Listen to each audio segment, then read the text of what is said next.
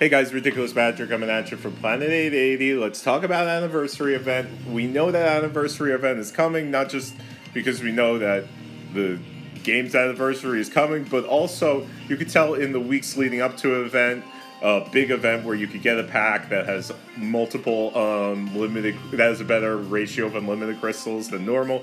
You know that leading up to those, they will add back-to-back events. They will make high spend events. We are in the middle of a Guild Gold spend event. We're also in the middle of Dominion event, which is a very popular event and pretty costly. Although if you haven't noticed yet, they did change the buy-in. You no longer have to do faction tasks. And I guess that's why, I mean, look, they're only giving us 3 days. Normally a Dominion event is an entire week to give you the capability to do faction tasks. Although more it's about if you did them already, you still have an opportunity to get them. But I digress. You will notice going into anniversary, Thanksgiving, Christmas event, all that stuff, that they'll do some back-to-back events. So we did some week-long events.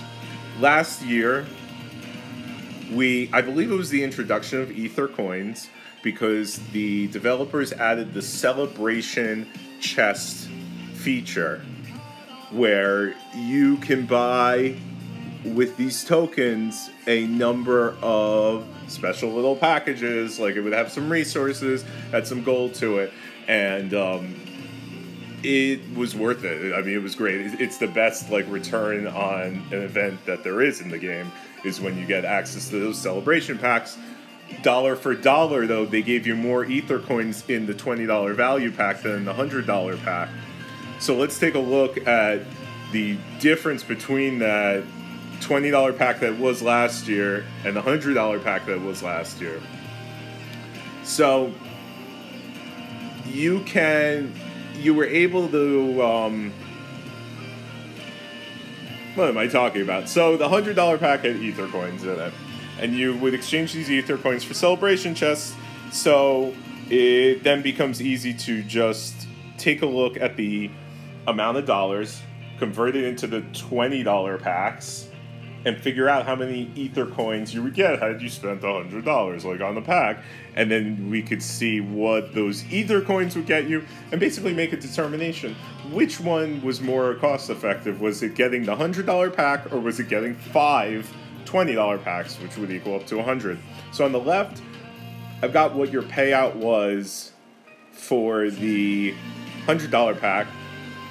And then on the right, what your payout would be for 5 $20 packs. And I'm not going to go through each thing. You could pause, you could take a look at this. And this is just the way that it was last year. Is that it actually made more sense to get the $20 pack. The only question being is, how much do you need unlimited crystals?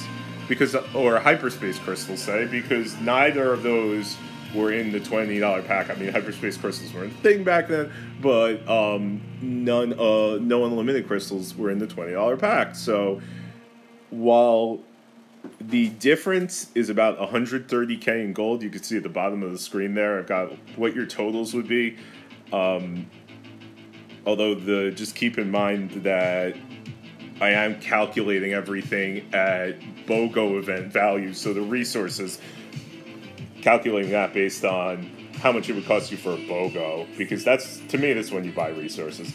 But at any rate, the 130k in gold, for people that need unlimited crystals, or it's not 130k gold, right? It's 130k value as you get other things from the $100 pack versus the $20 pack.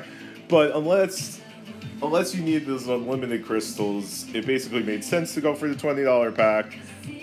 And really the difference between the two, it isn't that big of a deal. So if you are a higher end player, you might want to consider just going for the unlimited crystals.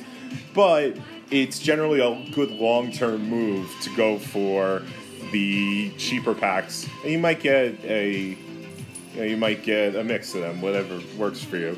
So that was one thing that came out last year during anniversary event. There's probably going to be some kind of monster hunt, as there usually is, that keeps people logging in. There might be a farming component as well. And there is a possibility that the developers will release new equipment as we have been seeing new equipment pop up lately, and we saw a new hull pop up lately. There's probably going to be a release commander type event, although we did have something like that. We just had Plasma, and we also had Rogers before that. Those are two great spending events, so that's just as a tangential. That's another great indicator that we're having a big event coming up.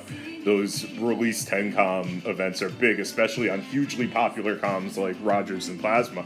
But that aside, there will probably be some farming, there will be some monster hunt, there might be an equipment piece, there might be a time limit item redeem that changes every few days, so keep an eye on that. And they're likely to release some kind of new content. So whatever the farming is that you have to do, whatever the packs you have to get, just take a look and try and play conservatively, because it's probably going to be a long event. This is one of their, if not the most popular event that they have this year, in a year. So be on the lookout. Don't fall for the spending leading up to the event. It's absolutely in your best interest. Wait a bit. It's probably going to drop next week. And just, have some fun with it. I will end with my comparison here, so you could stop the video now. You could watch it, and you could stop listening to me. And then you'll be able to take a picture of this, and then, okay, goodbye.